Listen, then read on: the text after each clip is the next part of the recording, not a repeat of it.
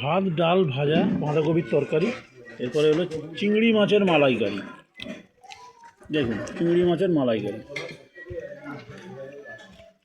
চিংড়ি মাছের সাইজটা দেখুন, চিংড়ি মাছের মালাইকারি।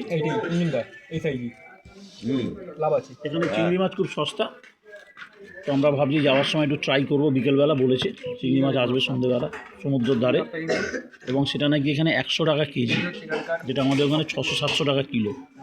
এই আমার পাতে চিংড়ি মাছ পড়লো, চিংড়ি মাছের মালাইকারি। এই হচ্ছে চিংড়ি মাছের মালাইকারি। ঢেউসাগর রিসর্ট, মৌসুমি আইল্যান্ড। দুপুর 2:20 খাওয়া শুরু হয়ে গেছে আমাদের।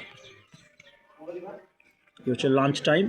এটা বাঁধাকপির তরকারি, ডাল ছিল, আলু ভাজা খেয়ে নিয়েছি, আমাদি মাছ ভাজা ছিল, চিংড়ি মাছের মালাইকারি।